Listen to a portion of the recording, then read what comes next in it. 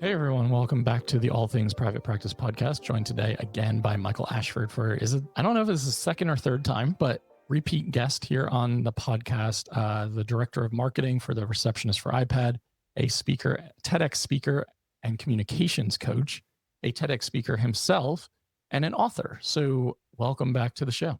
Appreciate it, man. Always good to spend time with you. I think this is number 3, but I don't know. Yeah, I told Gabrielle Giuliano Villani, who's coming on after you, like she is now in the lead, being the 4th time she'll be coming on here. But you and a couple of other people are close behind. We're in a race. You can have this conversation in Scotland next month when you're speaking at my summit. So Yes. you we were going back and forth on topics, and you let me know you just did a talk for Spruce Health, who we love on the show. And it was a topic called like, you want me to talk to them. Tell me more about that. That's right. I think everybody knows the general feeling of angst that we're feeling right now here in at least the United States, for those of us listening here. And it's leading to a lot of uncomfortable situations, uncomfortable feelings, uncomfortable conversations where what I see is a lot of us tend to withdraw into our own bubbles, echo chambers, and say, nah, I'm not engaging with those people. I'm good posting about them on social media, and I'm not actually going to go into the conversation. Sure. And my whole presentation with Spruce and a lot of the work that I do, my TEDx talks, which you referenced earlier, are all about how you lean into those uncomfortable conversations and have productive dialogue with people, even when you perhaps vehemently disagree. Sure. And the outcomes, the positive outcomes that can come out of that. Yeah. So I think it's a crucial topic, and I'm already like thinking of questions in my mind where I'm like, but so I want to unpack this. And to give context for those of you listening who maybe don't know, Michael, you were a journalism major in college. Is that correct? That's correct. And a professional journalist for several years out of college. Yes. And from our conversations, and you have your own podcast, you're really all about curiosity and conversation and trying to hear all sorts of perspective to try as hard as you can, I would say, to try to have some neutrality or at least the ability to hear every single take and perspective. Yeah. And it gets, you use that word neutrality, and I'm not sure that's where I come from. I have opinions. Wrong word for sure. Yeah. I have thoughts. I have my own opinions and my own way of viewing the world. What strikes me is I'm driven by this question, 2 questions actually. What could I be missing, and what's my goal? Yeah. And do my actions align with my goal? And if I could be missing something that could help my goal, wouldn't I want to know it? Even if that is something that I hear that's uncomfortable, that challenges me, that is someone else's truth that doesn't align with my truth, not capital T truth, right? So, and we can, people argue about that, but it is a lot of the work that I do, and I do a lot of this work for myself because I needed this too, is how do we lean into those situations that challenge us, maybe morally feel uncomfortable or wrong even, based on our own lived experience and perspective of the world, but that it leads to outcomes that actually help us accomplish our goals, whatever those goals are. Sure. Yeah. And I bet a lot of people listening right now are like, how do we do this? Because you know as well as I do, right? Like there's so much division. There's so much hatred. Viscerally. There's extremism on both sides of the coin. So how do we lean into any of that in terms of, can I be curious? Can I have conversation and dialogue? Especially for people who might be saying like, there are a lot of people openly stating they want me to not exist anymore. Yeah. Yep. And I always have to caveat, I am not asking people to walk into dangerous situations. Where their physical safety, their emotional safety, their spiritual safety is at risk. Yeah. And you have to make that determination for yourself. I am asking for us to lean into uncomfortable situations. Yeah. And I characterize this by two people who challenged me on this. One is, her name is Robin Steinberg. She spent years, decades as a public defender in New York, in the New York City judicial system.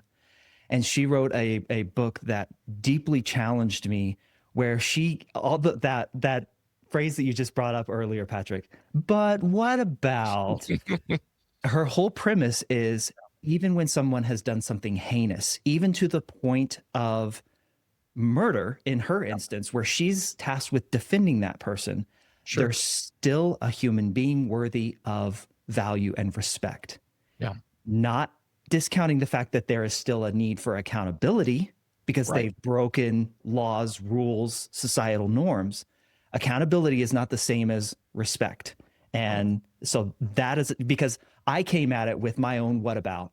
I said, what about somebody who consistently knows they've done wrong? My wife, before she left her career when we had our second child, she worked as an advocate for survivors of domestic violence and sexual assault. Right. And a lot of the women in particular, obviously it's a majority, women are affected by this. A lot of the perpetrators did so knowingly over and over and over again. And I have a hard time saying, yeah, okay, I'm going to look at them with dignity and respect. She challenged me on that a lot. And that's she's been on my podcast, and I got to interview her. Wonderfully challenging conversation. A second man who challenged me on this is a man named Daryl Davis. Do you know Daryl? So Daryl's a black man who for years has gone to KKK rallies. Oh, yes. And engaged with white supremacist groups. Right. Doing exactly what I'm outlining here, which is leading with curiosity, all to answer this question that he has in his own mind. How can you hate me if you don't even know me? Absolutely. And what has actually happened out of his conversations, and there's a lot to it, but what has happened is he's been the impetus, the driver, the reason why over 200 people have left those organizations. It's amazing.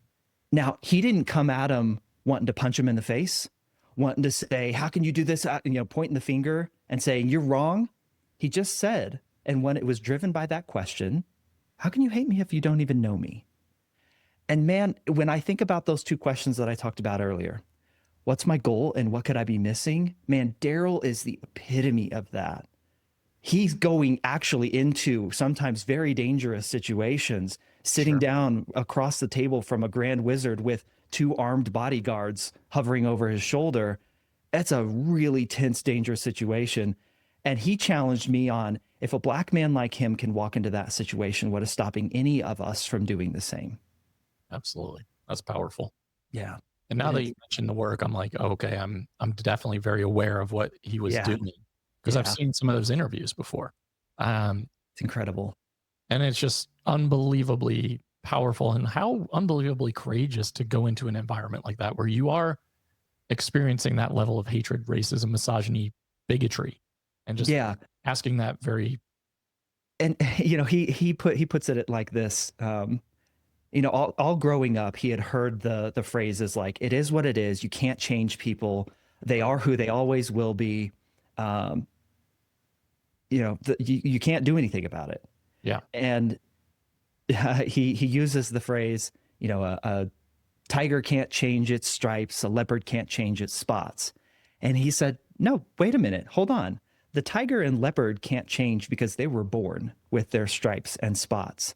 A racist, a bigot, a misogynist, all those things, they're not born with that as a trait. That is instilled, that is taught, that is learned. And what can be taught, learned, and instilled can be untaught and unlearned. And that is a driver for him. But you have to go about it in ways that actually drive towards your goals. Right. Drive towards actual production of positive outcomes. And you asked me, Patrick, how do we do this? Well, I write about this in my book. I talk a lot about it on my podcast. I came up with what's called the ask then see approach to conflict communication. And ask and see are both acronyms. Ask is, assume positive intent. That's probably the hardest thing for us to do. Set aside your ego and know that you can't know everything. That's ASK. Then, once you get into that mindset, C, search yourself, ask questions of yourself to understand what it is you truly believe and how your lived experience informed your perspective of the world. Right. Then the first E in C is explore other perspectives. Stay in your mind, but just ask the question, hey, Michael, as a guy who grew up in rural red state, Kansas, how might I have experienced the world and grown up and gotten a view of the world that's different from a Black girl who grew up in inner city Detroit? Sure. Right. And all you got to do is just say, how might that inform our perspectives of the world? So you explore other perspectives. If you're still doing it within the safety of your mind, but you're at least opening up yourself to that knowledge of, what do I not know? What could I be missing? Then the third E is exchange your curiosity with others. Go and ask questions of others using curiosity not as a weapon, but as a true driver for understanding, knowing that you don't know everything to achieve the outcomes and the goals that you want. That if you follow that, if you keep that methodology in mind that has been repeated in over and over again, so unconsciously, that's what Daryl Davis was doing. Unconsciously, that was what Martin Luther King was doing. And if you don't have anyone in your network, Patrick, where you can do that last E, exchange your curiosity with someone, your network is too small. Your bubble is too insulated. Yeah. Yeah. And when your network, and one, I love both of those acronyms. I love breaking it down that way for everyone. Do you have any, I mean, I know you have your book, we'll link it in the show notes, but that's a great like deliverable of like those specific acronyms with the steps and the explanations. If your bubble is too insulated and it's too small, right? And we have to grow outside of that. And most of you listening are business owners, mental health professionals, you know, people who are maybe entrepreneurs in general, like being curious, being open really allows us to expand, right? Not only as humans, but in our businesses too, how we interact with the world, how we kind of view the people that we're supporting or serving. That's why I think travel is so important too, right? Because so many people have either not had the privilege nor the desire to leave that insulated bubble and community. And if that's all you know, then that is all you know. And it's really hard to be curious about other perspectives and ways of life and cultures if that's how you've experienced the majority of your life. And you know, I think a lot of people's minds go to international travel when you talk about that, Patrick. But just, I can think of people in my own hometown, small town Bonner Springs, Kansas, roughly 7,000 people who have never left, but have a judgment of places like California, New York, Texas, Florida. Like, you have these judgments and you've never been. And you've never explored outside of, you know, the Kansas City metro area, right? Yeah. No, and absolutely. So it doesn't have to be, you don't have to go to Ghana or India or Japan or Australia to understand different cultures and to get out of that bubble. Man, go across a state line for a little bit. Or make that venture into that cafe in the inner city or vice versa. Go to that cafe in that small town. Just, gosh, you don't know what you don't know, but it's does a disservice when you form an opinion about it anyway. A fish only grows as big as its tank, right? Like it's like, so like the ability to be uncomfortable with, or be comfortable with the uncomfortable, to put yourself in situations like, if you're the only white face in the room and you feel uncomfortable, that's probably a good thing, because so many people of color experience that on a daily basis. And this insulated, like implicit bias that we have, and this understanding of not only like our surroundings, but of the world, is often shaped by what we're learning in our like families and in our ancestry, in our community. And if our community stays really insulated, it's really hard for that curiosity to grow. And I know for myself, like growing up in Northern New York, being a part of some fairly racist environments, if I'm being honest, as a child and a teenager and a young adult. It took getting out of that and having to explore that, not only in college, but after college, to really get a view of the world that felt so much more interesting, so much more curiosity. And some of that implicit bias starts to fade away as you start to meet people from other cultures and other backgrounds. And I think that is so necessary. That's why I love Anthony Bourdain so much. You see it behind me, wearing an Anthony Bourdain shirt right now. He made the world feel less small, or more small, more safe. And the reality of people from all different walks of life, all different cultures, all different countries, we all want the same thing: connection, community, understanding. Like that's a universal truth. And I felt like that was so important in the work that he did. I agree, man. And he did it through, he had such a brilliant way to introduce the world to us through food. Yeah. Which is another one of those core human staples that we have to have and that we enjoy. And, you know, I'm reminded, I forget who said it, but I love the phrase, "It's hard to hate people up close." Yep. There's a gal who's been on my podcast a couple times and has a wonderful TEDx talk. Her name is 𝘁𝗸𝗄𝘆𝘀. She said that people who are underrepresented in your life will be overrepresented in your mind. And getting outside of those bubbles, extending yourself into those uncomfortable situations, gives yourself a chance to tell your body and your nervous system, hey, it's not as bad as you think. Like, you create these scenarios in your head. And yeah, you're right. Whether it's Anthony Bourdain, whether it's Daryl Davis, who spent years as a kid, his dad was traveled around to different embassies, did a lot of work in embassies around the world. That's the perspective he gained. Is like, this racism that I experience here, it doesn't happen over here, and it doesn't happen here. So it has to be a learned behavior. It's not the shared human experience.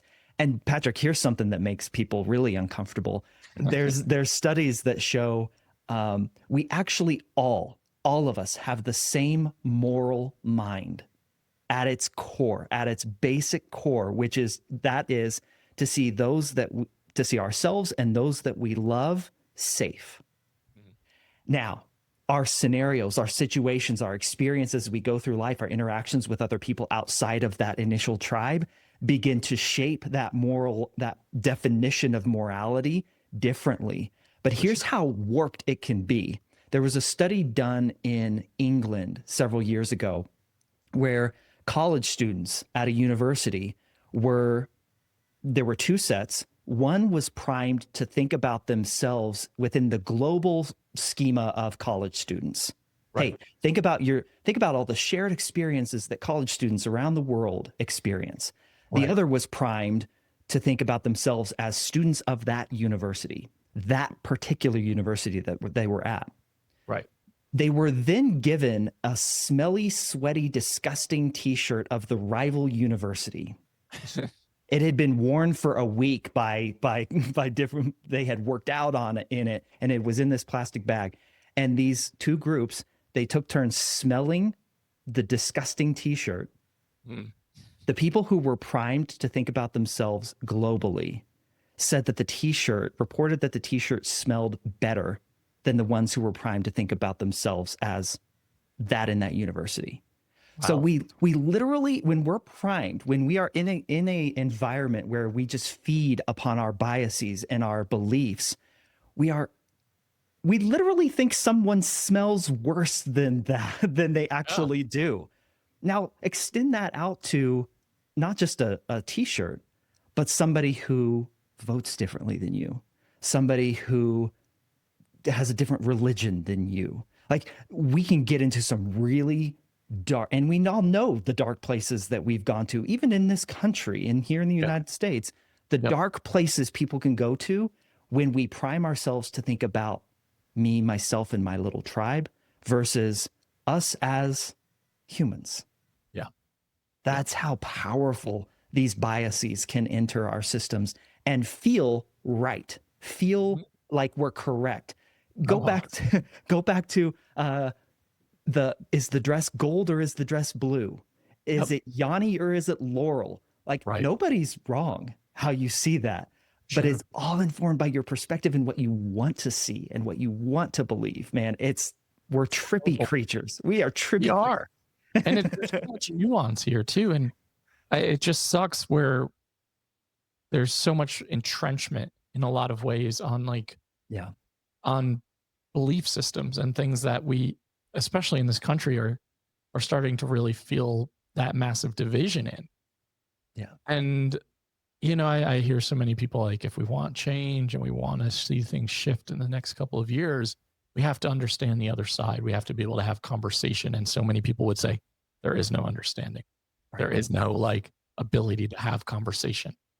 And I think that sucks for a lot of reasons, because I think a lot of this division was very intentionally done in in so many arenas. There's a lot of people who make a lot of money off of dividing us. Yep. I don't remember if we talked about the study that the person who created the YouTube algorithm went to the YouTube creators and directors and was like, this is scary. Like, this algorithm is designed to eventually divide. Yeah. And they fired him. Yeah. When the people creating the systems that we're using every day, don't let their kids use it and don't use it themselves, that should tell you something. Yes. And I think that's why it's so important to try as hard as you humanly can to zoom out from it, from being in it all the time, because you have to look at some of this stuff to say, what is the purpose here?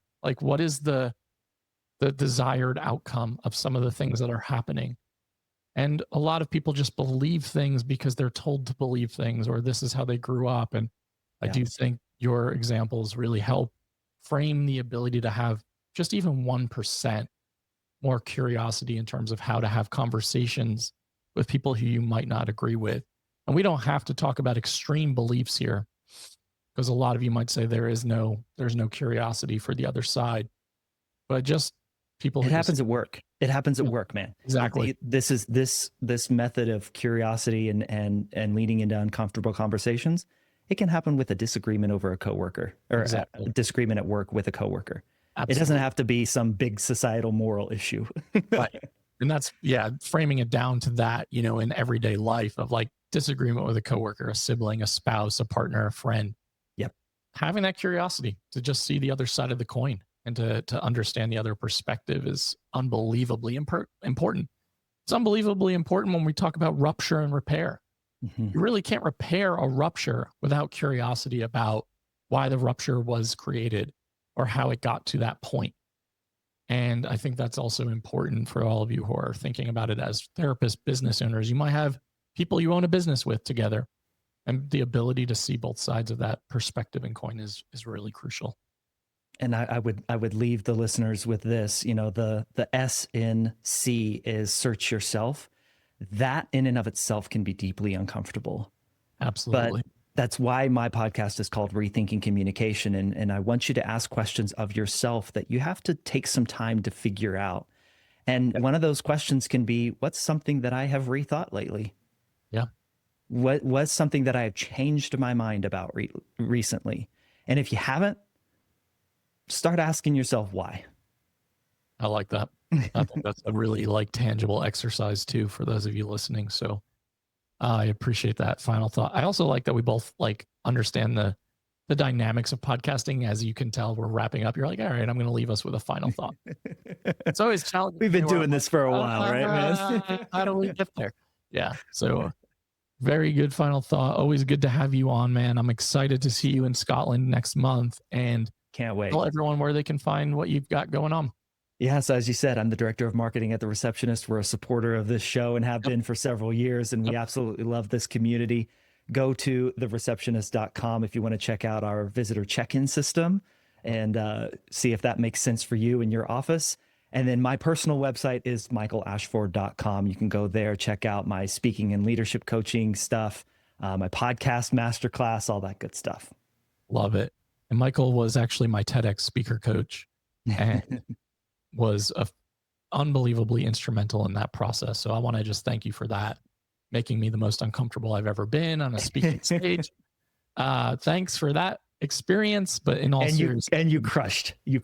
So good job, man. Despite all the tech issues behind the scenes that were stressing me out so badly that it was all I could think about when I got on stage. I was just like, wait, what is my talk again? You're good. But yeah, seriously, instrumental, invaluable, and really a wonderful mentor in that way. And then, thanks, man. As everyone knows, the Receptionist for iPad has sponsored this podcast for 3 years in a row as the exclusive sponsor. And if you have a visiting check-in system or you are interested, go check them out. I mean, really, really care about the work that we're doing as mental health providers, as small business owners, as medical providers, like really deeply care. And I can't say that enough, because I don't think we would be sitting here having this 3-year relationship if either side felt the other way. So really appreciate all the support as well. All of that is in the show notes. And to everyone still listening, doubt yourself, do it anyway. We will see you next week. Thanks, Michael. Thank you.